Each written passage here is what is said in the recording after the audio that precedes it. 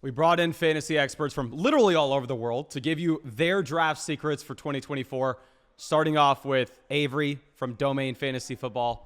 What do you have for me, my guy? You were saying something about rookies. Seems a little sketchy. We're going to have to grill you on it. Oh, okay. All right, bring it on. So I think, when you're drafting a fantasy football team, essentially what you're doing when you break it down to its core, you're balancing safety and you're balancing risk, right? And risk can come in a number of different forms, right? Risk can come because of injuries, because of age, because of team situation, etc. One of the other factors of risk that I think you need to really take into account when you're drafting your fantasy teams is inexperience / being a rookie. Rookies, historically, when you're looking at their hit rates, whether it's wide receiver, running back, quarterback, whatever, their first year in fantasy football, there are only a select amount of rookies that normally hit, and that number is usually quite low. So it's obviously going to depend on the price, but my general rule, and one of the things that I approach my draft with when I do these, is to limit my exposure to rookies to like 1 to 2 per team. And those can be any 1 to 2 rookies. I mean, everybody has their guys that they think they're going to be productive right away. But like for the most part, since those guys have more risk, I definitely want to balance out my roster with a little bit more safety. Guys that, for example, receivers that have high target volume, things like that, running backs that are on really good offenses that have really good touchdown upside. I just don't want to stack my team with too much risk to where I think that my overall value portfolio is going to lean somewhere to where it could completely bust and my team could be totally awful because I took too much on. And I 100% agree with this in that I get people like sending me their teams every day. I know you do too on the site. And what I see a lot with these redraft teams is we cover Dynasty, people playing Dynasty, then transitioning over to redraft. They send me their team, and I look at it, and the bench has Jalen Polk. It has Marshawn Lloyd. It has Malachi Corley, which going through and grabbing a couple rookies is fine. But when you load up your entire bench with it, I don't even want to take it from a risk perspective because I understand they have super wide ranges of outcomes, right? Crazy high ceilings, but crazy low floors. But also you have to think about it from a redraft perspective. You have to fill in a starting lineup week 1. You have to fill in a starting lineup week 2, week 3. And if you load up your roster with too many rookies, those are guys you're not going to feel comfortable cutting after week 1. Because if you draft, say, Marshawn Lloyd and you're holding him onto your team, you do it with the understanding, okay, he's not going to give me anything in the early part of the year, but maybe he has upside later on. Yeah. So you don't want to just draft him and then as soon as somebody comes off the waiver wire week 1, you drop him and you shouldn't have drafted him in the first place. So I think it makes a lot of sense that you can kind of hold a couple of those guys. But if you have too many, it almost clogs your roster where you're unable to make waiver wire moves. Yeah, I totally agree. And it's especially like within the first 10 rounds. I think like after that, if you're playing in a super deep league or even playing like best ball and you've got 18 rounds, take some shots on rookies in later rounds because typically your league winners from later rounds are like rookie wide receivers, rookie running backs that go under the radar. Nobody sees it coming, but they have some potential for some volume in their offense. But in the first 10 rounds, again, these are going to be guys that you're starting every week or you need to be starting. You're putting yourself at an immediate disadvantage if you're bringing in guys that they're playing their first games in the NFL. You have multiple guys in your lineup, and you're also increasing the risk, again, that some of your team and some of your starters on your team are going to not produce right away in the NFL, which isn't that uncommon with rookies for their fantasy productions. All right, we have Zach making his way from Australia, from the fantasy land. My guy, what is your secret for our drafts this year? I think this is important for any draft I enter. I always need to understand my league settings, my format, my scoring. I feel like all 3 of those things completely determine the way that I'm going to draft. For example, most of you guys out there are probably in a standard ESPN league, start 7, right, which is 1 quarterback, 2 running backs, 2 wide receivers, a tight end in a single flex spot. In that type of league, think about it, your quarterback and tight end account for about 28.6% of your lineup, whereas if you're in a start 10 where you have, 4 flexes, that's only about 20% of your lineup. So a simple rule is like, hey, the bigger your lineup is, the larger the members in your league are, maybe the more you should focus on running back, wide receiver. The smaller, like if you're in an 8-man start 7, I might take a quarterback and tight end round 2 and 3. Yeah. Do you know what I mean? We've even had some people comment on videos before and say, I'm going to start 6. I'm like, I might take my quarterback round 1. Do you know what I mean? Yeah. So it's all about roster construction and even little things like what's your scoring? Do you have a premium on tight ends? Obviously, super flex is a different thing entirely, but what positions I prioritize are completely determined, and what strategy I use is completely determined by my league setting. Yeah, I made an entire video breaking this down, calling like exploiting your league mates, and it is something that most people really don't understand. And what I thought people did is I thought everybody played in a league with multiple flex spots. But the more you look at it, everybody plays in leagues pretty much with 2 wide receivers and a single flex. And so now I've really transitioned to advising people, hey, in that kind of format, if you're drafting at the 2-3 turn, take Josh Allen, you go take Sam 100%. Laporta. Yeah. And then at the end of your draft, then focus in on high upside running backs. You don't have to take a second quarterback. You don't have to take a second tight end. So you get the significant advantage in your league because you can only start 3 wide receivers anyway. You're going to find those guys in the middle rounds. And you get to save the roster spots anyway later in your draft. Exactly. Start 7. The difference between you having a good team and a championship winning team is those elite onesie positions. So again, and then if you're going to start 10, start 9, where you got 3 flexes you got to worry about, those running backs and wide receivers are going to contribute to a higher percentage of your total points each week. So I think roster is everything. And there's so many strategy videos out there. They're all so good, but they're all pointless unless you understand what you should be prioritizing. So. All right. We have Nathan from Domain Fantasy Football coming down to Austin to give you his top draft secret. Yeah, so Avery and I have been doing a ton of research about the wide receiver position because I think one thing that we've realized over the last couple of years is that the talent at the wide receiver position across the NFL has increased, right? The floor has been raised, and you've got a ton of elite guys, but you also have a ton of good guys that are just that range of good has expanded, which makes you really think, maybe I can get a better value later in rounds than I previously was able to. And what we found from a production perspective is that wide receiver 2s in 2023 compared to wide receiver 3s in total points across the entire season, there was only a 20 to 30 point difference in total points. Yeah. When you averaged out the total amount of points that wide receiver 2s scored versus wide receiver 3s. So does that mean that you should go into your draft and say, hey, I have the ability to take the wide receiver 13 in ADP, but I should pass up on him and take the wide receiver 36 because I think he's going to do, relatively the same? No, that's not what I'm saying. What I am saying is that the payoff that you might get from waiting a couple rounds at wide receiver, if you're not able to get an elite level wide receiver in the first round, might be the better move this year.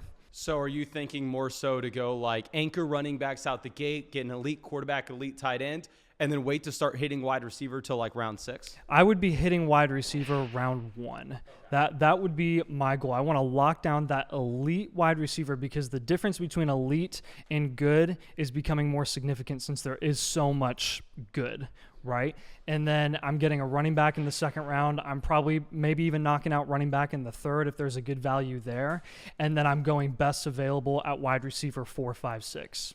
Awesome. And who are some of those targets that you have in the middle rounds? Because I was surprised to see, because in best ball, you have like Tank Dell going in round 3. But if you look at like casual redraft leagues, you actually have guys like Tank Dell, Zay Flowers going around 6. Way later than that. Yeah, I mean, those are some of my favorite targets. There's Zay Flowers, you mentioned him. I mean, Zay Flowers last year had the same amount of targets as Brandon Ayuk and Nico Collins, and they're both going 2-3 turn. So I think that Zay Flowers has the same ceiling this year as Ayuk and Collins? Probably not. But, I mean, when you're looking at the target volume alone, I think that's enough for me to pass up on those guys that are going higher and just take the shot on another wide receiver 1 in his own offense, and that's Zay Flowers. I think he's a great target. I also think guys like Calvin Ridley and Christian Kirk are great. Some of those rookies at the tail end of those like top 36 to 40 as well are good targets as well. Brian Thomas is a really big one right now. I think Keon Coleman in some formats, some situations is worth a shot there. I'm not super high on him, but I understand it. Xavier Worthy, a huge one. So I think what Worthy has done in the preseason so far has merited taking him, in that range with those other rookies as well. And of course, if you want to take advantage of your league mates not knowing when to draft wide receivers, running backs, you can hop on Underdog. I'm drafting there every single night on the live stream. You can join a draft with me. They're best ball, so there's no time commitment at all during the year. It's how I draft hundreds of teams every offseason. It's how I won $150,000 on Underdog 2 years ago. And if you use code FLOCK when you sign up to Underdog Fantasy, you're going to get my 2024 rankings, my 2024 draft guide, a 2024 ADP consensus cheat sheet, plus a 50% deposit bonus up to $1,000, plus a Christian McCaffrey special pick'em, more than less than half a total yard. Find that link in the description. We have a Canadian down here to tell you some Canadian draft secrets. My guy Corey from the Fantasy Stock Exchange, what are we doing? So one of my biggest draft secrets is that I am a trade addict. And I basically set up my teams in a way knowing that I'm going to make trades, knowing that I'm going to make moves throughout the year. Obviously, people out there hear, oh, I'm a trade addict, I'm going to make trades. What I'm not talking about is taking like 3 quarterbacks with the intention of trading them or taking people's handcuffs with the intention of trying to hold them hostage for them. What I'm talking about specifically is filling out my bench with a ton of upside swings so that in season, my favorite types of trades to make are 2-for-1 upgrades. And you guys, especially if you're in a start 7, start 8 type of league where it's 2 wide receivers, 1 flex, having guys that you can hit on late in your draft that you can package with, let's say, Chris Olave as one of your starters, and you take Chris Olave plus Jalen Warren, who you hit on late in your draft, and you go out and you go upgrade to Garrett Wilson, who had a rough 2 weeks to start the year or whatever. That's how you, in my opinion, gain an advantage over your league mates, by drafting great depth and building your depth into your starting lineup, because great depth doesn't mean a whole lot in most people's home leagues, but using that depth to build up the rest of your roster usually does. And again, if you're in a league that doesn't trade, you might not be able to execute this strategy really well. Thankfully, most of the home leagues I play in, people are very active. I know, and this is something I almost feel bad about, because I obviously review a lot of rosters. Purchase roster review on flockfantasy.com if you want it. But anyway, if you're looking at 99% of the advice that I give, I go, oh, this is a great team, but you only start 2 wide receivers and 1 flex. So let's take Terry McLaurin and your running back 2, and let's go get an upgrade. Let's go through and let's take, I don't know, Michael Pittman Jr., package him with this wide receiver on the bench, and go try to tier up. Because it's so easy to exploit if you're in that league where you're going to start 2 wide receivers and 1 flex, to just every chance you get, make that 2-for-1 deal, go to the waiver wire, there's going to be a decent option, and then just continuously churn and try to find that next 2-for-1 deal you can get. Yeah, and I think part of why I'm so focused on like upside when I'm drafting is because I trust my ability to hit on enough of my picks that I'll be okay missing on a pick or 2. And when I miss on a pick or 2, I'm going to take the ones that I hit on, obviously, and package those together and try and replace whatever production it was. Like if I swung and missed on Anthony Richardson or whatever, then I can go out and maybe make a quarterback upgrade. Because there's a lot of volatility during the year too, right? Like people don't take into account that our opinions of these players, specifically week 1, they all change so rapidly, especially in more reactionary leagues, that you can make these upgrades seemingly a lot easier than you'd think you'd be able to pre-draft. Yeah, there will be a running back 2 that's drafted right now that week 1 has a phenomenal week, and immediately people are ranking him as a top 10 RB rest of season. Yeah, absolutely. People do it all the time. For example, Kenneth Walker, I think first 5 or 6 games last year, he was on a tear, and he had a couple really good ones in a row. And in one of my leagues, I was able to take Kenneth Walker and pair him with another guy. And obviously this didn't work out because Tony Pollard wasn't great the rest of the year, but I was looking at the usage for Pollard. I thought he might have bounced back, and I was able to go and tier up with that kind of trade. And I think that's kind of my blueprint. Follow the usage during the season, but how to set that up during the draft cycle is draft a lot of really good depth options that could turn into better options, and know that I'm going to do that during the year and set up my roster in a way that that's conducive to. And another part that this goes to as well is not drafting backup quarterbacks and tight ends in single quarterback, non-tight end premium leagues, because I'm trying to get as many flex players that I hit on as possible. And that leads to that strategy kind of going into the season. Bandana is on. That means we have Danny from the Fantasy Stock Exchange in the house ready to give a draft secret.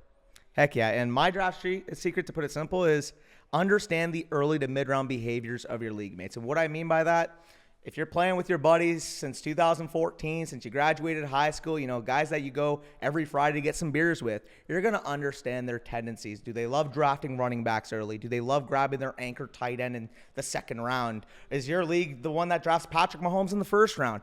Understanding your league mates' tendencies in the early to mid rounds puts you in a position to be able to best capitalize off their decisions. What do I mean by that? If you know your league loves running backs, for example, grab an anchor or 2 in the first couple rounds, knowing that the wide receiver value is going to fall back to you.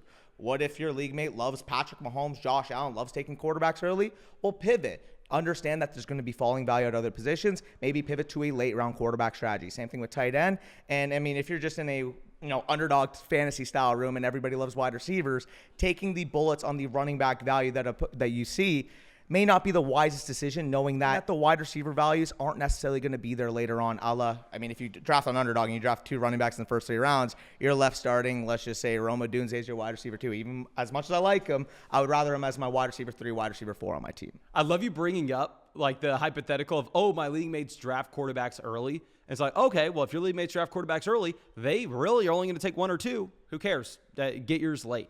So there are points where you need to understand, at running back, if your league mates really love them, they can take 5 and just completely screw you. But a quarterback, they're only going to take 1 or 2. So what I found is the worst thing that you can do is if your league mates take quarterback too early, is you all of a sudden pivot and take like Joe Burrow in round 4. Just because you went, oh my gosh, well, 7 of my other league mates took a quarterback through the first 3 rounds. It's like, hey, those 7 guys probably aren't taking another quarterback. If they do, it's not until very late. So don't panic and take a quarterback in the middle rounds all of a sudden.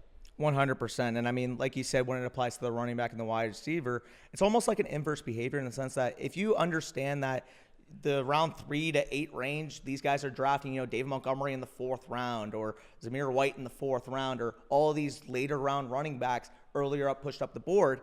Instead of drafting maybe wide receivers in the first couple of rounds, I would actually prefer at least grabbing one anchor, knowing that I'm always going to go light at the top, grab my anchor or grab my 2 anchors, and be able to get that falling wide receiver value when they're all pushing these dead zone running backs up the board. Yeah, and going back over to Underdog, that's like the example. I know the middle round wide receivers are going to be gross. So what I do there is I grab the wide receiver in the early rounds. In your regular redraft league, the middle round running backs are going to be gross, so you should probably grab the running backs early on. Just off my own home league rankings, knowing that in a lot of your home leagues, running backs will be pushed up artificially, that's a main reason why I actually have Breece Hall and Bijan Robinson as my 4th and 5th overall player, knowing that if I build around that anchor at a lower opportunity cost, in that same range, I value Breece and Bijan to those other 3 wide receivers with Jefferson, with Amon-Ra, with a guy like Jamar Chase.